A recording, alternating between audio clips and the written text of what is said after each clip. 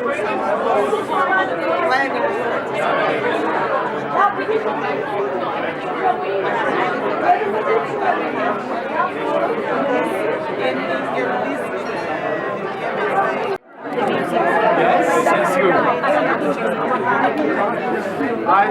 sure. That's why you know my Distinguished guests, ladies and gentlemen, dear friends, it's a profound honor to stand before you this evening as we mark the beginning of the Polish presidency of the Council of the European Union.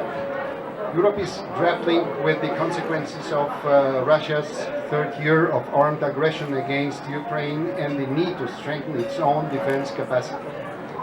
This moment holds great significance not only for Poland, but for the entire European community as we embark on 6 months of collaboration, dialogue and shared responsibility. Poland's presidency comes at a time when the European Union faces numerous challenges, geopolitical tensions, economic uncertainty, and the urgent need to address climate change. Yet history has shown us that the strength of the European project lies in its ability to adapt, unite, and persevere in the face of adversity. As the Polish Prime Minister Donald Tusk stated in his speech during the opening ceremony of the Polish presidency in Warsaw 2 days ago, we in Poland know well that we must find within ourselves strength, faith and hope. We must rediscover the meaning of freedom and the essence of what Europe truly represents. Our presidency motto is Security Europe, and will focus on 7 dimensions of security: external, internal, information, economic, energy, food and health. These priorities are not just goals for the EU, they reflect our commitment to contributing to a safer, more sustainable and prosperous future for all Europeans. The President of the European Council, Mr. Antonio Costa, described Poland as one of the greatest success stories of enlargement, the best geostrategic investment of Europe has made to guarantee freedom and democracy after long years of totalitarianism. As the presidency, we will do our best to spread this zone of freedom and democracy and to support others in creating their own success stories within the EU. Poland and Turkey share a history of partnership that spans over 600 years. Our bilateral relations are a testament to power of diplomacy and mutual respect.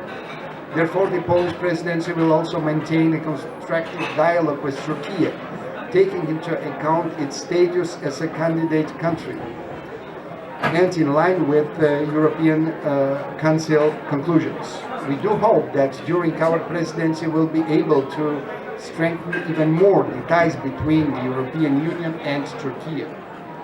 As an example of our concrete support to the EU path of Turkey, let me inform you that the Polish Ministry of Foreign Affairs proudly supports Turkish students who want to study at the College of Europe in NATO in Warsaw by providing 2 scholarships for them per year. Ladies and gentlemen, the month ahead will require unity, determination, and a shared vision of what Europe can achieve when it works together. Poland is ready to lead, listen, and collaborate with our European partners and beyond. Let this evening be a celebration of not only the beginning of Poland's presidency, but also of the enduring partnerships and friendships that define us. Together, let us strive for a Europe that is strong, united, and open to the world. Thank you very much. I'm honored to be with you tonight to celebrate Polish presidency of the Council of the EU for the first semester of 2025.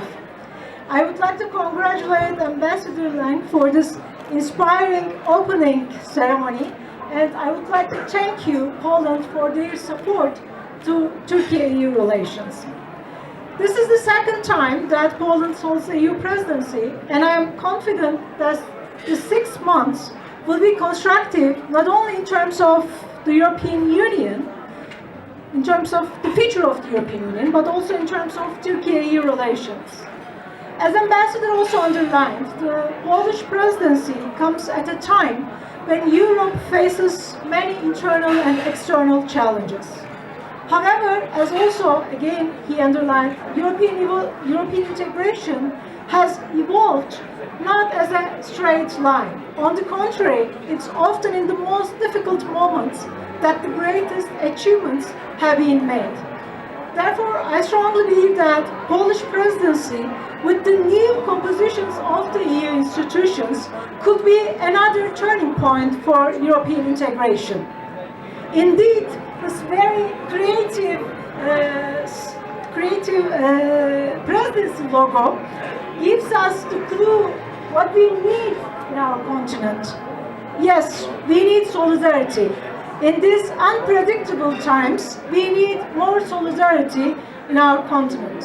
And as presidency motto says, security Europe, it's a powerful reminder of the importance of solidarity and security, not only in the EU, but in Europe, in our continent, in our common house.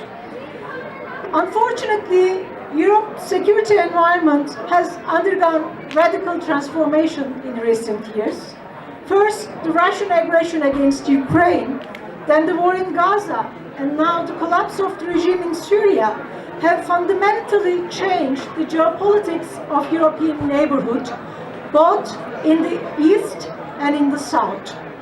Such changes necessitate a fresh approach that defines European security in a broader sense, bridging the gap between the EU and non-EU European members of NATO, like Turkey.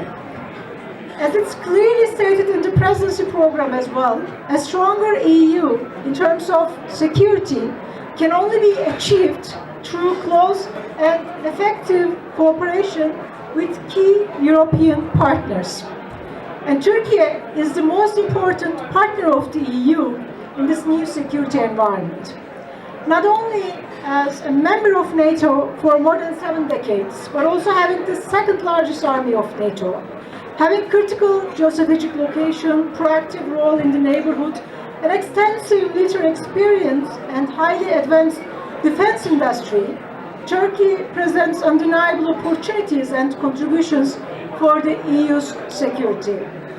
And not only in terms of conventional meaning of the concept, but also in a broader sense, from the security of supply chains to energy and food security, from climate change to illegal migration, Turkey is the most important security provider of Europe.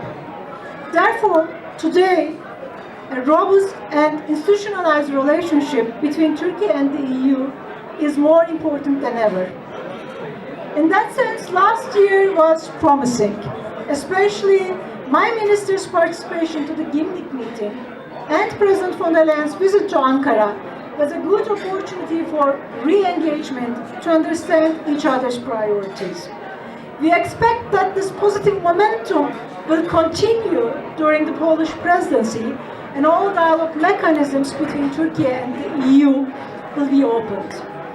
Especially resuming the high-level political dialogue will be quite crucial in order to increase our engagement and cooperation in the field of foreign security and defense policy and in common regional challenges.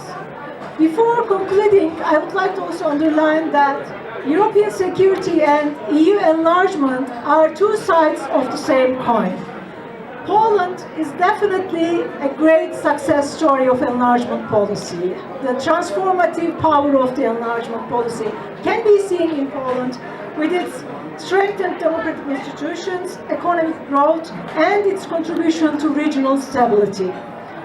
Using this opportunity, I wish for the new year everything for you, best wishes for you, but also for Turkey that in this year, in 2025, the EU will be more inclusive in its enlargement policy and encourage all the candidate countries equally. Once again, I wish all the best for the Polish presidency and come together to work for our common future. Thank you very much. Sayin Konukla, dear guests, dear colleagues, it's also a great pleasure for me to welcome on behalf of the EU delegation here in Turkey the Council Presidency of Poland for the next 6 months to come. Poland indeed takes over its presidency at a very crucial moment in international relations. The international security architecture is challenged, and it's for good reasons, and we are very happy about that Poland puts a strong focus on security and defense, and you also put a strong focus on the competitiveness of the internal market. And I think it's very clear for us, and Elif, you pointed it out, that of course we need Turkey as a strong strategic partner in our cooperation. Turkey as a candidate country has a lot to offer, and we also hope very strongly that in this positive spirit we have started now this new year, and especially also thanks to the visit of the President of the European Commission, we can use the next 6 months to come to work very closely together. You have my promise to work closely together with you, Maciej, as the EU Council Presidency here in Ankara, with all the EU member states, and of course with you, Elif, and the Ministry of Foreign Affairs and the whole Turkish government. It's a great pleasure to have you as partners here and to work with you. And so let's continue in this positive spirit, and looking very much forward to the concert. Teşekkür ederim and dziękuję.